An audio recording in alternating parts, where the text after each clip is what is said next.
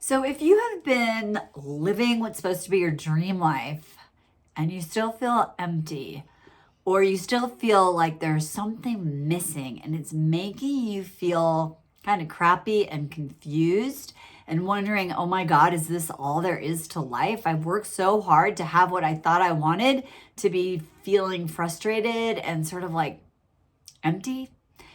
I have a solution for you. And make sure that you stay through the whole video, because at the end, I'm going to give you the 4 pieces of the puzzle that you can sort of put together to start to tap into the sense of fulfillment and joy and magic and get the clarity around why you're still not feeling satisfied or feeling joyful. So here's the thing. What happens when we get into this scenario where we've been working, we've been grinding, we've been climbing the ladder, we've been putting the pieces together, we've been working so hard, and we have this life, and it looks amazing on Instagram, or maybe it's looking so cool on your Facebook story, right? But inside, it feels like something's not lining up. Like if people knew the truth about what you really were thinking, about your self-doubt, about your lack of feeling like you belong anywhere, they would be shocked. What happens is, for so many people, we build all those pieces. We have these milestones throughout our life, starting when we're very young, and we hitch our wagon to the next milestone. And we have this expectation that in that milestone, we're going to get this feeling like I've made it. But then we get there and we're like, oh my God. My favorite example from my own life of this really recently is I've been working for like 15 years to sell my book, like a traditional publishing deal.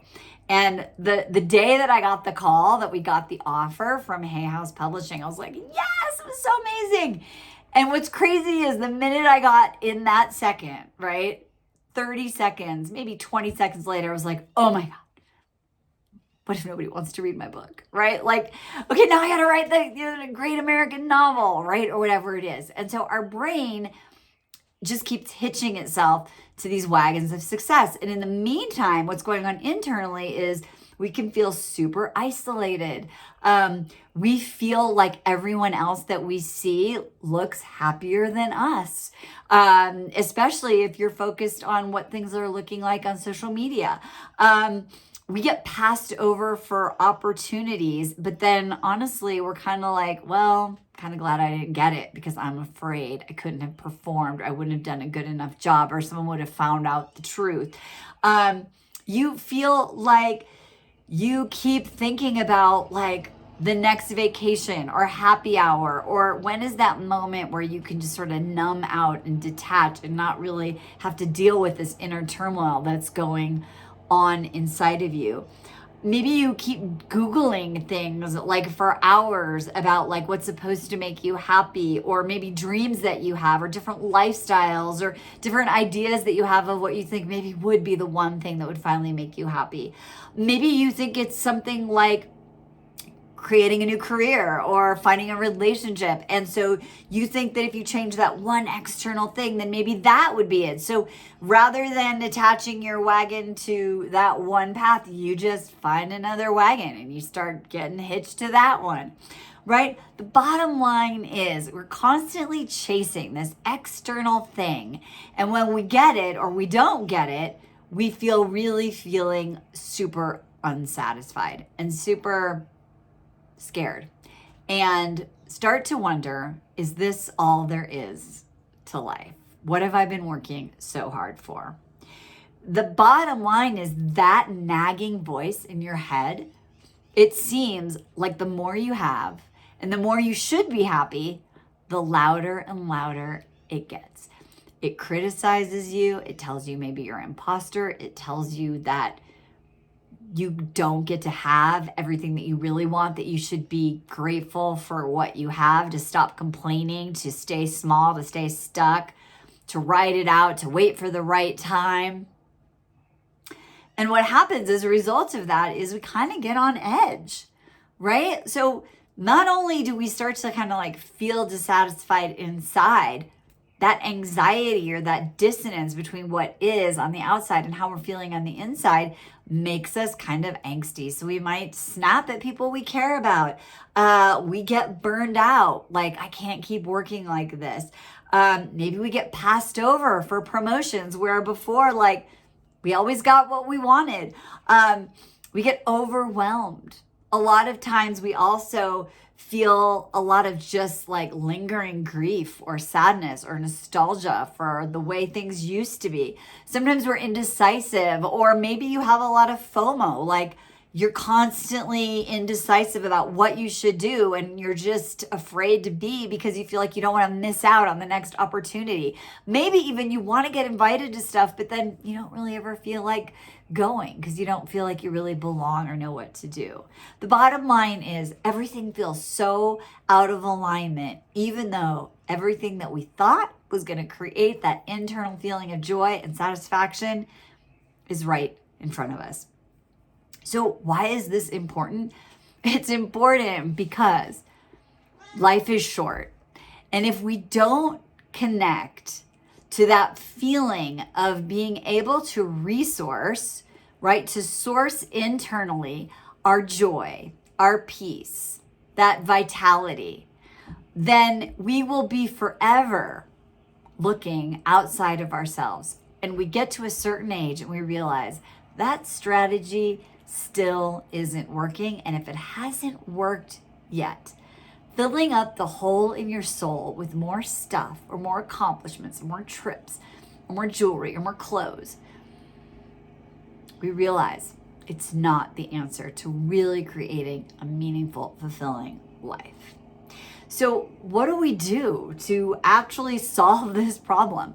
Well, the number one thing I want you to do is you have to understand that we have to get our adult self, the executive function of our prefrontal cortex, the part of our brain that is an adult. We have to be able to get this part of ourselves online so that we can tap on and tap in to our highest self, to our truth, to our wisdom, to the part of us that isn't in that feeling of what's wrong with me, that lack, that wondering if this is all they're meant to be, feeling like life is happening to us, being in regret, being in remorse, catastrophizing, futurizing, right?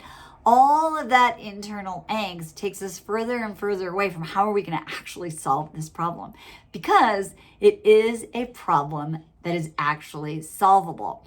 So we want to make sure that we can get ourselves back online so that we can feel empowered.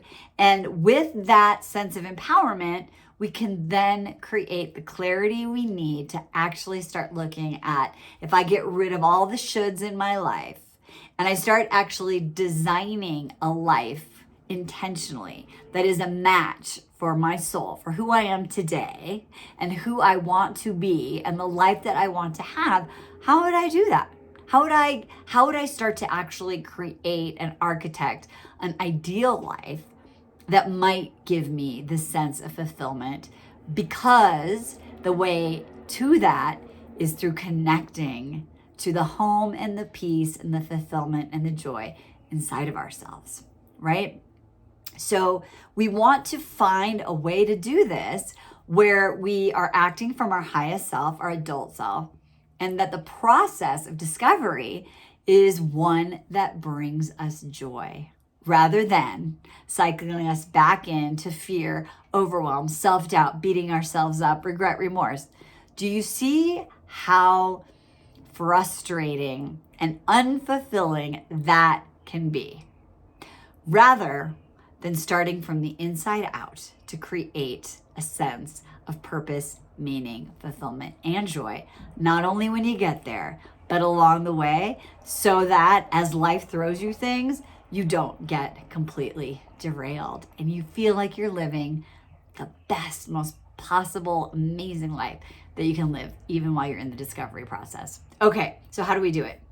Number one, I want you to understand that there are 4 things that you have to be doing consistently as a practice to start to get your brain back online and to start being in a place where you have all the tools to start designing and architecting your ideal life, that thing that's really the thing that you wanted to do, the big dream, right? The way that you have a life that you don't need to recover from on weekends or holidays. So number one is you have to understand that it is your responsibility to change your mindset, right? Changing your mindset is about realizing that you are at the cause of your life, not the effect. And that the one thing that you can actually control are the thoughts that you have. Now, the reason why a lot of self-help gurus and affirmations and things like that don't normally work is because the old way of changing your mindset is like writing a bunch of stuff down and then trying to convince yourself that you believe it. And if you've ever tried this, you know that you can meditate, you can shavasana, you can journal, you can write affirmations, you can say them, right? But if you're saying, I believe something better is there for me, you don't actually believe it, then you're just sort of giving lip service, and bullshitting yourself takes you back down that dark road. So when we talk about changing our mindset, what we really have to do, and what I've been doing with my clients for almost 15 years, is we have to actually rewire the beliefs at the neural level in your neural pathways to create real, true, organic beliefs about what is possible based on the fact that you are capable and amazing and enough, right? We have to actually install new programming. It's like trying to take photos with an iPhone 7 and then getting the 14 Pro Max and being like, wow, who knew it was going to be so different once I upgraded my phone system, right? Everything is better.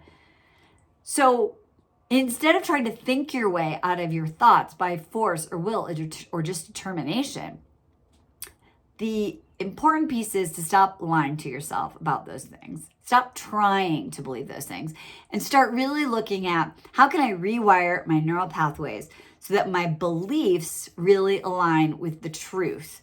Because for so many of you, intellectually, you know you're amazing and worthy and capable. You know it, you believe it, but you don't believe in it, right? And so rather than force it, what we want to do again is rewire the thoughts in our brain, which ultimately create true change in our mindset. So that's number one. The next letter is A. So we're spelling out calm, because this gets you back to a sense of calm so you can create. So the A is adjust always. And this is a really important piece because a lot of you have this urban legend. Like if I meditate once, if I do the retreat, if I read the book, if I highlight it enough, if I meditate for a week straight, if I have a big breakthrough in therapy, I will have this new thought that I've changed, and then it'll be there forever. And that is not true, because life is full of peaks and valleys. Now remember, if your train is hitched to that thing that you think is supposed to make you happy, and then you don't get what you want, or you get what you don't want, the train comes unhitched, goes off the track. So your responsibility is not only to change your mindset, but to remember that you have to adjust it always. We call this resiliency, but what I call it is resourcing. And that means that we can constantly adjust and be fluid to tap in to the truth, the magic, the possibility that is sourced from our soul when we are in aligned action. There is magic. There is divinity. There is power. That's the source for you, is that core of who you are. And so not only do we have to change our mindset, but when life happens and gives us feedback that we don't want, right? Or we get something that we don't like, or we don't get something that we really, really wanted, that we're really attached to, that we know how to resource, and that we can always adjust and come back to get our true self, our high self, our adult self back online. So we've got change your mindset. We've got adjust always. The L of this calm process is love yourself. And I think that self-love gets talked about a lot. But what I'm talking about is so much self-love that it's self-acceptance. And I think that's where we get thrown, right? We could say, yeah, I love myself. I have confidence. I know I'm a great person. And the deeper, harder question is, and do you unconditionally accept yourself for all your flaws and perceived mistakes, right? Ones that are perceived, ones that are real, big, small. Can we connect back to our sense of self-acceptance and self-compassion so that we can adjust and we can continue to grow and learn and experiment in our life and designing our life in a way in which we're allowed to make mistakes, that we can be, as one of a author read, God, I can't think of her name right now, but she says brave, not perfect, right? She wrote the book Girls Who Code. You can look her up. So what I want you to think about this is that loving yourself isn't getting a manicure. It's not like creating me time, girls weekend. No. Loving yourself is having complete and total unconditional self-acceptance and being able to be in action of that self-acceptance, not just intellectually, but through our beliefs and through our actions, right? When we have self-acceptance, then we aren't shaming ourselves for wanting more. We aren't shaming ourselves for the fact that we didn't save as much as we hoped we would have at this point in our life. We aren't shaming ourselves for the reason that we thought we wanted this one career and this one job. How could we want something different after everything that we did or everything that we tried? Right? Shame will kill your dream. So self-acceptance and self-love and being in loving action of your dream is the way in which we start to build a life that is fulfilling from the inside out, right? And then the last thing in the calm process is M. And that is for mastering skills. Because here's the thing, most of us weren't taught the skills that go with emotional intelligence, that go with being able to feel our feelings and express them. Things like setting boundaries, things like navigating and negotiating through competing needs with friends and partners, with asking for what we want, for giving ourselves permission to fail, to know how to actually design a life that we love through experimentation, right? So that we don't believe that we have to blow our life up to create something different, right? So we have to learn the skills. How do we actually create a life that we love from the inside out without blowing up the life that we have that we've worked so very, very hard for? All really, really important. So let me just sum it up. If you're feeling like everything that you have that you thought was going to make you happy and it isn't, take a deep sigh. It's not too late. And instead of beating yourself up, what we want to do is we want to take aligned action to show up like the grown-ass woman we are and figure out, well, how do I realign and resort my life? Because who I thought I was going to be and what I thought was going to be happy, it's a surprise. It's not. So what do I need to adjust, change, shift so that I'm actually living a life that matches with the identity of the soul and the person that I know that I'm meant to be? Or to rediscover or discover for the first time what really blows your hair back. So we have to get our mind back online, and we do that by following the calm process, which is changing our mindset in a way that's authentic and real. We adjust always by learning how to resource and tap into the truth of who we are and our magic and use that wisdom and insight for our power. We love ourselves in such a way that we have complete unconditional self-acceptance. And then finally, we master the skills that we need to start to move to move the bus, right? Shift lanes without having to blow up everything that we've worked so hard for. So hopefully this was helpful. If you would like to actually walk through a 30-day calm process we have that for you. So if you would like to receive the 30-day process, which will help you change your mindset, teach you how to adjust it always, help install deep love of self from a place of self-acceptance, and understand what it means to master some of the skills, then absolutely hit hashtag calm in the comments, or send me a message on Facebook Messenger and say hi and say you would like this 30-day calm process and just put hashtag calm. Or you can reach out on Instagram as well, and that is Marni Battista _. Send me a DM and just put hashtag calm in the DMs, or leave a comment on YouTube. Hope this was helpful. Mwah. Love yourself.